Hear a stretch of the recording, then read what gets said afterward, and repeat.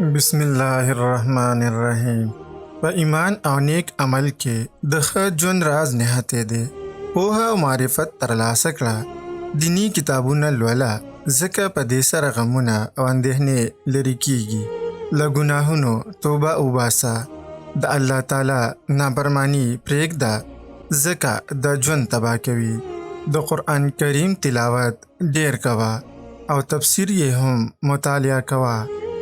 د الله تعالی ذکر ډېر کوه، ځکه په دې سره زړه ژوندی کیږي. له خلکو سره ښېګړه کوه، چې په دې کې د زړه سکون نهتی دی. زړه له حسد او کینې نه پاک وساته. بې ځایه خبرې او له اړتیا ډېر خوراک کول پرېږده. د نن په فکر کې اوسه، تېر هېر کړه او د راتلونکي غمونه پر ځان مه باروه. په اندېښمنو حالاتو کې په ناوړه سوچونو پسې مه درومه. غوسه مه کوه، په هر حال کې صبر کوه او ځان له پېښنې سره اشنا کړه. ستونزې او مشکلات ځان ته مه ډېروه، بلکې ښه تدبیر وکړه.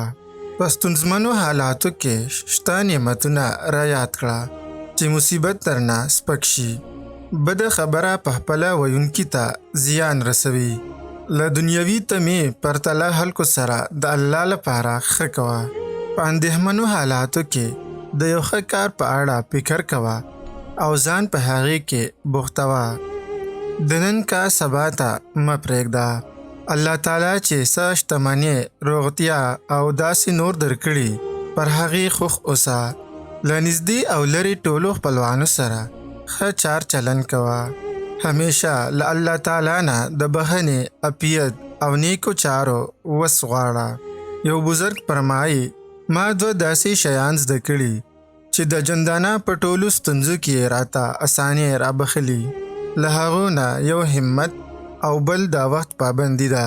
د دغو دواړو شیانو په کارولو سره له لوی نه لویه ستونزه اسانیږي، او د ژوند په هر پړاو کې دغه دواړه شیان ازمول شوي دي.